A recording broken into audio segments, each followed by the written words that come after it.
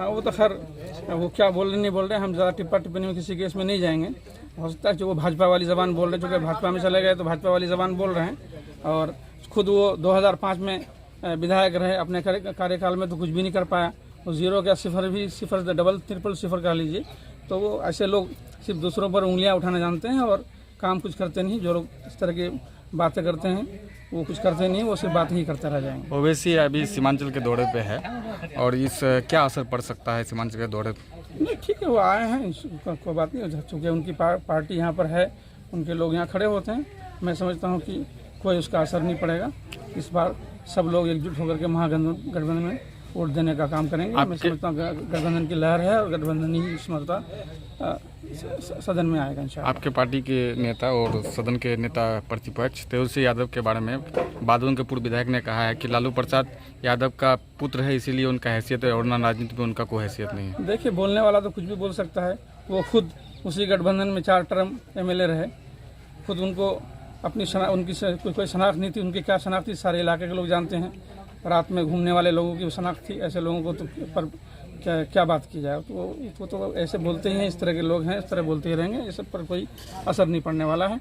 और ये कोई लालू का बेटा होना कोई गुनाह तो नहीं है। मैं मौलाना असरार का बेटा हूँ तो मेरे को गुनाह तो नहीं हुई। तो ये तो किस्मत की बात है। जो इंसान सही नीयत से और अच्छी नीयत से काम करता है, ऊपर वाला उसको और आगे बढ़ाता है और आगे दिखाता है लोगों को। AIMIM का सीमांचल यात्रा दौरा आपके इसके लिए, महागठबंधन के लिए क्या साबित होगा? कुछ भी नहीं, नथिंग, कुछ भी इसमें साबित नहीं होगा। बिल्कुल जीरो रहेगा इंशाल्लाह। मैंने अभी बात कही ना कि पूरे बिहार में इस मरतबा गठबंधन की लहर है। इंशाल्लाह वही लहर चलेगा इंशाल्लाह। ओवैसी साहब का पूरा टारगेट महागठबंधन को लेकर है। क्या, किस तरह का टारगेट? जैसे वो पूरा महागठबंधन को लेकर के वो पूरा जो है 6 सीट मांग रहे हैं। 6 सीटें मांग रही है महागठबंधन के पास। तो वो 6 सीट मांग रही है तो पहले वो डिसाइड करे वो 6 सीट कौन सी वो लेंगे।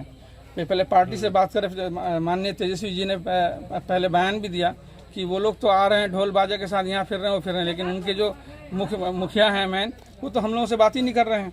किसी भी पार्टी का जब किसी से ये गठबंधन होता है तो उनके जो मेन मुखिया है वो बात करते हैं कि भाई हम आपकी पार्टी के साथ आना चाह रहे हैं। तो ये उनका मकसद है ही नहीं। चूँकि लोगों का दबाव है कि भाई आप क्यों नहीं गठबंधन में शामिल हो रहे हैं। ये लोगों के दबाव की वजह से इस तरह के वो कर रहे हैं, चूँकि उनको गठबंधन में शामिल होना नहीं है। और आप सब जानते हैं, बखूबी जानते हैं कि उनके इलेक्शन लड़ने से किस पर असर पड़ता है। और ये जो हमारे माइनॉरिटी वोट हैं वही उसी को ख़राब करने के लिए आते हैं और उसका फ़ायदा बीजेपी और दीगर पार्टियों को होता है।